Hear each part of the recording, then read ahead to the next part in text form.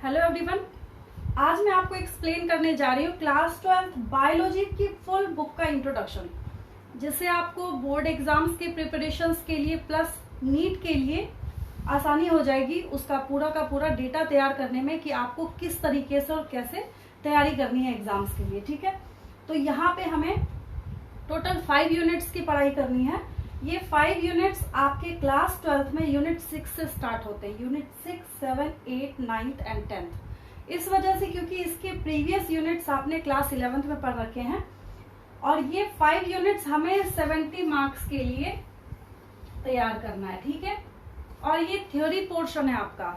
बाकी के जो 30 मार्क्स होंगे, जो बच्चे बोर्ड एग्जाम्स देंगे उनके लिए मैं बता रही हूँ कि ये 70 मार्क्स आपके थ्योरेटिकल पोर्शन के लिए और बाकी के जो 30 मार्क्स है वो आपका प्रैक्टिकल कवर करेगा। ठीक है, तो यहाँ पे 6th यूनिट में यानी क्लास 12 की फर्स्ट यूनिट, यहाँ पे 6th यूनिट में हमें रिप्रोडक्शन के रिगार्डिंग स्टडी करनी है कि एक पर्टिकुलर स्पीशीज अपने नंबर को इंक्रीज कैसे करती है। ठीक है, यूनिट 7 हमारे पास आ रहा है जेनेटिक्स एंड इवोल्यूशन, काफी इंपॉर्टेंट चैप्टर है ये।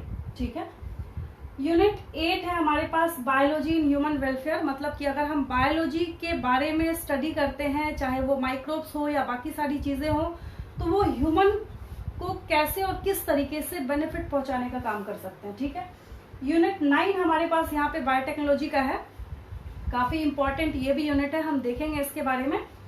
यूनिट 10 हमारे पास यहाँ पे इकोलॉजी है। इकोलॉजी बच्चों को काफी आसान सुनने में लगता है, लेकिन ऐसा नहीं है। इसके बीच में से जब मैं आपको एक्सप्लेन करूंगी एनसीईआरटी की लाइंस, तो आपको पता चलेगा कि इनके जो टर्म्स होते हैं, काफी टर्मिनोलॉजी से भी क्वेश्चंस निकाले जाते हैं एग्जामिनेशंस में। ठीक है, तो इकोलॉजी में जो लिविंग ऑर्गेनिजम्स हैं वो अपने इन्वायरमेंट के साथ किस तरीके से इंटरैक्ट करते हैं, इसकी पढ़ाई हमें करनी है इकोलॉजी में। ठीक है, तो इनको अब मैं डिटेल स्टडी करके, मतलब डिटेल्ड एक्सप्लेनेशन देके मैं आपको बता रही हूँ कि किस तरीके से आपको ये सब फर्दर तैयार करना है एग्जाम्स के लिए। ठीक है, अब हम अपनी एनसीईआरटी बुक के जितने टोटल यूनिट्स हैं इनको हम सिंप्लीफाई करके देख लेते हैं। इस डायग्राम को देख के आपको समझ आ गया होगा कि सिर्फ एक इस पेज पे, मतलब अगर आप इसको अपनी कॉपी में ड्रॉ करते हैं तो सिर्फ एक पेज में आपको पूरा ओवरव्यू दिख रहा है कि कैसे आपको अपना सिलेबस कंप्लीट करना है। ये क्लास 12 के सारे चैप्टर्स मैंने इसमें ड्रॉ कर रखे हैं। यहाँ पे देखिए आपके टोटल 5 यूनिट्स हैं। 5 यूनिट्स में मैंने आपको अभी अभी जस्ट बताया, यूनिट 6, 7, 8, 9th एंड 10th। ठीक है, और यूनिट्स के नाम भी आप ऑलरेडी जान चुके हैं, तो इनको हम बारी बारी से देखते हैं। हमारे पास यहाँ पे जो यूनिट 6 के लिए पहला चैप्टर है रिप्रोडक्शन यूनिट में, वो हमारे पास है रिप्रोडक्शन इन ऑर्गेनिजम्स। एक बात मैं आपको याद दिला दूं, ये रिप्रोडक्शन यूनिट के जो टोटल चैप्टर्स हैं इसका थोड़ा थोड़ा ओवरव्यू आपने ऑलरेडी क्लास 10th में देखा हुआ है, इसलिए आपको ये यूनिट आसान लगेगा पढ़ाई करने में। तो यहाँ पे पहला चैप्टर हमारे पास रिप्रोडक्शन इन ऑर्गेनिजम्स का आ रहा है। यहाँ पे हमारे पास पूरी डिटेलिंग आएगी, पूरा ओवरव्यू आएगा कि पूरे लिविंग सिस्टम में, चाहे वो असेक्सुअल रिप्रोडक्शन हो, चाहे वो सेक्सुअल रिप्रोडक्शन हो, चाहे उन दोनों के बीच में डिफरेंसेस हो, ये सब कुछ कैसे किस तरीके से होता है, रिप्रोडक्शन के इवेंट्स कौन कौन से हैं, इनके बारे में हम यहाँ पे डिस्कशन करेंगे। देन हमारे पास सेकंड चैप्टर आता है sexual reproduction in flowering plants. ठीक है, sexual reproduction in flowering plants, ये देखिए। तो यहाँ पे जो फ्लावरिंग प्लांट्स हैं उनकी पूरी डिटेलिंग की जाएगी, उनके बारे में आपको बताऊंगी कि किस तरीके से अगर फ्लावर एक फॉर्म होता है तो उसके पीछे कौन कौन से प्रोसेसेस और इवेंट्स हिडन होते हैं। ठीक है, देन हमारे पास थर्ड चैप्टर है यहाँ पे ह्यूमन रिप्रोडक्शन, ये भी काफी आसान चैप्टर है। और चैप्टर 4 हमारे पास यहाँ पे आ रहा है रिप्रोडक्टिव हेल्थ। तो आपको दिख रहा होगा यहाँ पे इजिली कि ये जो रिप्रोडक्शन यूनिट है हमारे पास यहाँ काफी आसान है, यहाँ हमें सिर्फ समझना है, आपको किसी भी चीज को रटने की जरूरत नहीं होगी। ठीक है, यहाँ पे यूनिट 7 पे हम चलते हैं। यूनिट 7 है हमारा जेनेटिक्स एंड इवोल्यूशन। ये यूनिट 7 हमारे पास 3 चैप्टर्स लेके आ रहा है, that is chapter 5, chapter 6 and chapter 7। Chapter 5 यहाँ पे हमारे पास principles of inheritance and variation लेके आ रहा है। यहाँ पे हमें सारे मेंडल्स लॉज की पढ़ाई करनी है। और चैप्टर 6 हमारे पास यहाँ पे है मॉलिक्यूलर बेसिस ऑफ इनहेरिटेंस। ये चैप्टर उन बच्चों को करने में ज्यादा आसान लगेगा जिन्होंने क्लास 11th में बायोमोलिक्यूल्स ज्यादा अच्छे तरीके से किया है। खैर अगर नहीं भी किया है आपने तो मैं आपको आसान तरीके से ये चैप्टर कवर करा दूंगी, ठीक है। देन हमारे पास चैप्टर 7 है इवोल्यूशन, ठीक है। तो अभी तक आपने जो भी देखे हैं चैप्टर्स, उसमें से एक मॉलिक्यूलर बेसिस ऑफ इनहेरिटेंस को छोड़ के बाकी सारे चैप्टर्स के ओवरव्यू आपने ऑलरेडी क्लास 10th में देख रखा है, थोड़ा बहुत आपने क्लास 9th में भी देख रखा है, ठीक है।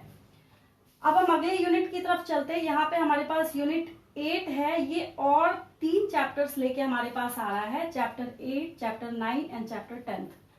तो ये बायोलॉजी इन ह्यूमन वेलफेयर में पहला चैप्टर हमारे पास ह्यूमन हेल्थ एंड डिजीज, यानी कि जितने डिजीजेस हैं वो किस वजह से होता है, उसका कॉज क्या है, उसका क्योर क्या है, वो किस माइक्रोब की वजह से होता है, सब कुछ हम देखेंगे यहाँ पे, ठीक है। देन हमारे पास यहाँ पे चैप्टर 9 है, strategies for enhancement in food production. आपको पता है कि आज के डे में जो सबसे बड़ी प्रॉब्लम है वो पॉपुलेशन की है, ठीक है। तो इतने बड़े पॉपुलेशन को फीड करना बहुत बड़ा चैलेंज है गवर्नमेंट के लिए या सबके लिए। तो जिसकी वजह से ये चैप्टर डाला गया है, strategies for enhancement in food production. जब हम स्ट्रेटजी वर्ड की बात करते हैं, इट मीन्स कि हम वहां पे 2 चीजों की बातें करेंगे। एक तो हम यहाँ पे टाइम भी सेव करना चाह रहे हैं, प्लस यहाँ पे हम प्रोडक्शन को भी इंक्रीज करना चाह रहे हैं। तो इसके रिगार्डिंग ये चैप्टर हम पढ़ेंगे आगे जाके। देन हमारे पास है माइक्रोब्स इन ह्यूमन वेलफेयर, ठीक है। तो हमने आज तक माइक्रोब्स को, जो छोटी क्लासेस से आप पढ़ते आ रहे हैं, आपने हमेशा माइक्रोब्स को नेगेटिव रोल में देखा होगा, हमेशा ही इनको विलन्स की तरह देखा है आपने। बट यहाँ पे ये चैप्टर आपके पास इस तरीके से आ रहा है कि आपको बारी बारी से सारे माइक्रोब्स के बेनिफिट्स बताए जाएंगे कि कितना बड़ा बेनिफिट ये माइक्रोब्स आज हमारे डेली लाइफ में देते हैं, ठीक है। देन हमारे पास यहाँ पे चैप्टर 11 है, बायोटेक्नोलॉजी, और ये चैप्टर 11 और चैप्टर 12 ये दोनों अब शिफ्ट हो रहे हैं यूनिट 9th में। यूनिट 9th में यहाँ हमें 2 ही चैप्टर्स करने हैं, चैप्टर 11 और चैप्टर 12। दोनों बायोटेक्नोलॉजी के चैप्टर हैं, बट 11th में हमें उनके प्रिंसिपल पढ़ने हैं, सिद्धांत पढ़ने हैं कि किस तरीके से बायोटेक काम करता है, ठीक है। और 12th चैप्टर हमारे पास इसके एप्लीकेशंस के बारे में है कि जो आपने स्टडी कर रखी है, अगर आपके पास बायोटेक्नोलॉजी की इंफॉर्मेशन है, अगर आपके पास बायोटेक्नोलॉजी के रिगार्डिंग नॉलेज है, तो आपको उसको किस तरीके से अप्लाई करना है, ठीक है। देन हमारे पास लास्ट यूनिट है इकोलॉजी की। ये यूनिट 4 चैप्टर्स कंटेन करता है, जिसमें से 13 चैप्टर है आपके पास ऑर्गेनिजम्स एंड पॉपुलेशंस, ठीक है। यहाँ पे हम देखेंगे कि ऑर्गेनिजम्स हैं या पॉपुलेशंस हैं, वो इन्वायरमेंट से किस तरीके से इंटरैक्ट करते हैं, क्या रोल है उनका। चैप्टर 14 हमारे पास इकोसिस्टम का है, डिफरेंट टाइप्स ऑफ इकोसिस्टम, क्या रोल है, क्या रोल प्ले करते हैं वो हमारे इन्वायरमेंट में, इन सबको हम देखने वाले हैं।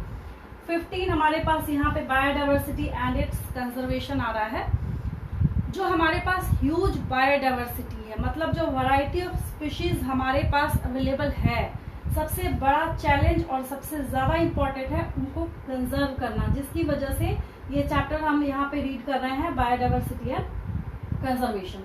16 और लास्ट चैप्टर आपकी बुक का है इन्वायरमेंटल इश्यूज। ये काफी इंपॉर्टेंट चैप्टर है, क्योंकि कई ऐसे एग्जाम्स ऐसे होते हैं जो बायोलॉजी से कंसर्न्ड नहीं होते, बट उन एग्जाम्स में इन्वायरमेंटल इश्यूज चैप्टर से क्वेश्चंस पूछे जाते हैं। क्योंकि ये इन्वायरमेंटल इश्यूज जो आज के डे में हमारे पास हैं, टाइप्स ऑफ बहुत सारे पोल्यूशन है, ये सब बहुत बड़ा रोल प्ले करते हैं हर चीज में, बहुत सारी एक्टिविटीज में, बहुत सारे एंथ्रोपोजेनिक एक्शंस, मतलब मैन मेड जो एक्टिविटीज होती हैं वो डिस्टर्ब करते हैं हमारे इन्वायरमेंट को। तो जिस वजह से हमें यहाँ पे इन्वायरमेंटल इश्यूज की भी डिटेल में स्टडी करनी है, ठीक है।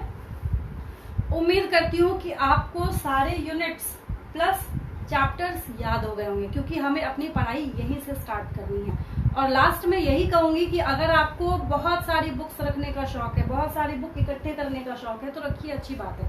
बट मेरा ऐसा मानना है कि जब तक कॉन्सेप्ट आपके दिमाग में नहीं है तब तक वो जीरो है। चाहे तो आप लाइब्रेरी बना लीजिए अपने घर में, लेकिन जब तक वो आपके दिमाग में नहीं है तब तक उसका कोई बेनिफिट नहीं है। तो मेरी कोशिश नेक्स्ट क्लासेस में यही होगी कि हर एक चीज आपके दिमाग में बैठती चली जाए और कुछ भी आपको याद ना करना पड़े, कुछ भी आपको रटने की जरूरत ना पड़े। आप जैसे ही देखते जाए वैसे वैसे आपके दिमाग में वो चीजें प्रिंट होती जाए और आपको याद होती चली जाए। ठीक है, थैंक यू फॉर वॉचिंग, और उम्मीद करती हूँ कि आगे भी क्लासेस में आप देखते रहेंगे हमारे वीडियोस को।